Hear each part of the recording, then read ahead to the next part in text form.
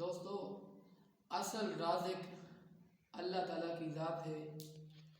جو اللہ نے آپ کے مقدر اور نصیب میں لکھا ہے وہ آپ کو ضرور ملے گا۔ فرماتے ہیں کہ جب بچہ پیدا ہوتا ہے، ماں کے پیٹ میں ہوتا ہے، تو اللہ تعالیٰ اس کا نصیب اور مقدر لکھ دیتے ہیں۔ جو مقدر میں لکھا ہوتا ہے، نصیب میں ہوتا ہے، وہ ضرور ملتا ہے۔ جو مقدر اور نصیب میں نہیں ہوتا وہ آپ کو نہیں ملتا۔ آپ جتنی بھی محنت کر لیں، کوشش کر لیں، جتنے بھی چست اور چلاک بن جائیں، دن رات ایک کر دیں، جو نصیب اور مقدر میں نہیں ہے وہ آپ کو نہیں ملنے والا، نہیں مل سکتا۔ ایک دفعہ موسیٰ علیہ السلام اللہ تعالیٰ سے ملاقات کرنے کے لیے جا رہے تھے۔ راستے میں ایک غریب رو رہا تھا، غربت کی وجہ سے رو رہا تھا۔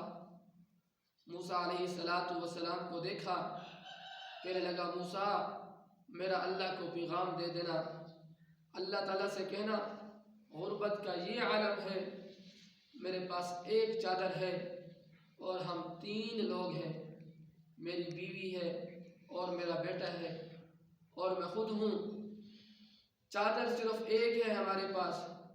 اب ایک بندہ اگر چادر لیتا ہے تو دوسرے 2 کو ریت میں سر چھپانا پڑتا ہے، جسم چھپانا پڑتا ہے۔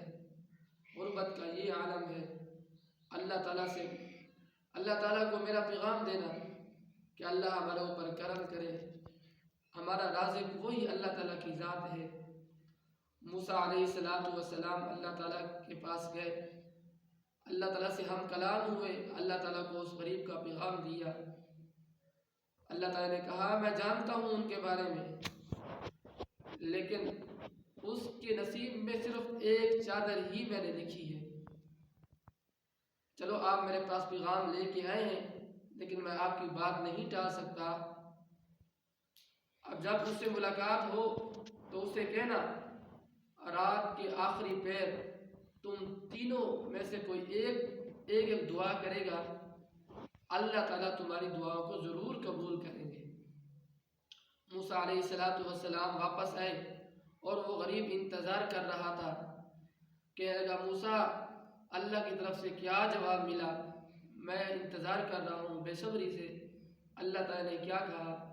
تو موسیٰ علیہ السلام نے ان کو بتایا تو وہ خوشی سے جھوم اٹھا اور گھر گیا، اپنی بیوی کو بلایا، بچے کو بلایا، مشورہ کرنے لگے کہ اللہ کی طرف سے پیغام آیا ہے، جو سچا رب ہے، جو سچ فرماتا ہے، اس کی بات کبھی جھوٹی نہیں ہو سکتی۔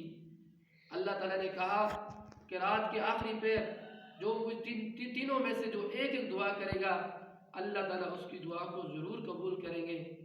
بیوی سے پوچھنے لگا کہ آپ نے کون سی دعا کرو گی؟ بیوی نے کہا پہلے آپ بتائیں، آپ کون سی دعا کریں گے، اللہ سے کیا مانگیں گے؟ تو کہنے لگا میں اللہ تعالیٰ سے بادشاہت مانگوں گا کہ اللہ مجھے بادشاہ بنا دے۔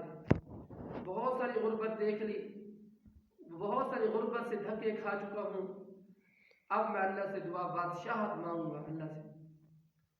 تو بیوی سے پوچھا کہ تو کیا مانگے گی؟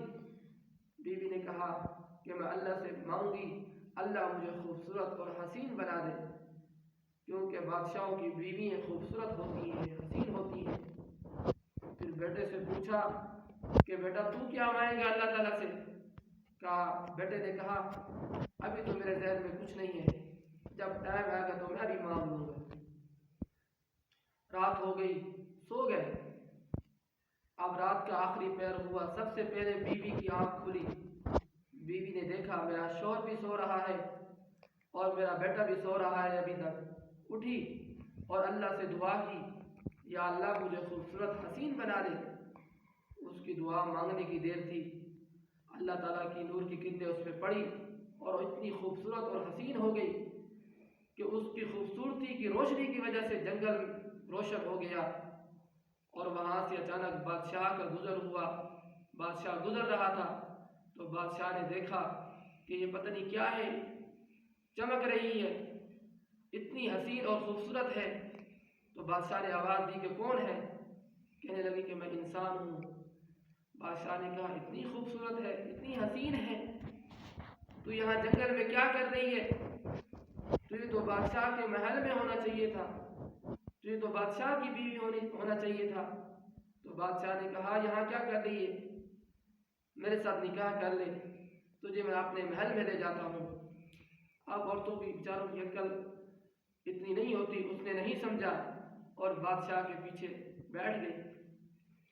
اب بادشاہ کے پیچھے بیٹھی چلے تو پیچھے شوہر کی آنکھ کھلی اور اس کے دل میں یہ خیال بھی تھا، اس نے دیکھا کہ بادشاہ کے پیچھے اتنی خوبصورت حسین عورت بیٹھی ہے۔